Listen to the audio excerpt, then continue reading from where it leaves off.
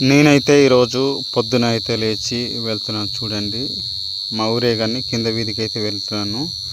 ఎందుకంటే ఈరోజు బారసాల ఫంక్షన్ ఉంది కనుక అక్కడ ఏదో పని సాయం చేద్దాం అనుకొని వెళ్తున్నాను. ఆ ఊర్లోనికైతే ఆ వీధిలోనికి రీచ్ అయిపోయాను. పందిరేసారు కదా, అక్కడే జరుగుతుంది.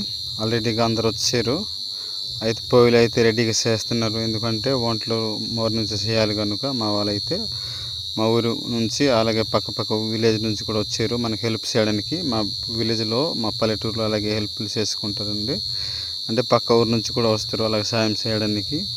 పార్లు పట్టుకొని రెడీగా ఉన్నారు. ఇప్పుడైతే ఉల్లిపాయలు ఆ బీరన్ సాములు అయితే ఆ మంచం అక్కడ పెట్టారు. ఒక్కొక్క పని చేస్తున్నారు, ఎవరైతే ఖాళీగా లేరు. ఎందుకంటే ఇటు అటు ఆ పని చేస్తే ఇటు చికెన్ కూడా చేస్తున్నారు. చూడండి మా బావలు అలాగే మా తమ్ముళ్ళు అత్తులు పట్టి చూపిస్తున్నారు. ఎందుకంటే ఇలా పని చేస్తామని. చూడండి అందరూ అయితే బిజీ మీద ఉన్నారు.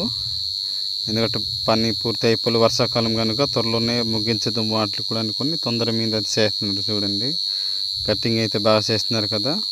ఆల్రెడీగా లంచ్ టైం అయితే అయిపోయింది.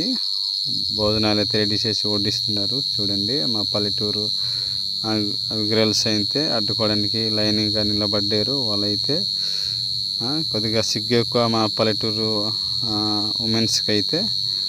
అయినా వరుస నిలబడి అయితే అమ్ముతున్నారు. బైక్ వీళ్ళ మీద అయితే చెక్కలు వేసుకొని ఆ చెక్కల మీద రైస్ పెట్టి అలాగా ఇస్తున్నారు. ఇదిగో పెద్ద అయిన చట్నీ ఇక్కడ కూర్చొని తినేసిండ్రా అంటున్నాడు. అలా సగం అయితే కొందరైతే తినేసారు, కొందరైతే లాస్ట్లోనైతే నేను వీడియో తీసాను. చూడండి అదే మా తమ్ముళ్ళు వాళ్ళైతే వరుస నిలబడుతున్నారు. అదే కవతల నవ్వుకొని వీళ్ళైతే వెళ్తున్నారు. ఎందుకంటే వీళ్ళకి సిగ్గు ఎక్కువ కనుక అట్లా అమ్మాయిలకి సిగ్గు ఎక్కువ అడుక్కొని తినడానికి కూడా మొహమాటం పడుతున్నారు. చాలా అయితే సరిగ్గా ఫుడ్ అయితే చేశారు. వాళ్ళు వరుస నిలబడి అటు తింటున్నారు. అక్కడే అటుకొని తింటున్నారు. ఎందుకంటే ఐటమ్స్ అయితే మన పల్లెటూరులోనే ఎక్కువ ఐటమ్స్ వేయరు. ఎందుకంటే బిర్యానీ ప్లస్ వైట్ రైస్ అలాగే కూరగాయలు అంటే చిన్న చేస్తారు. Okay bye.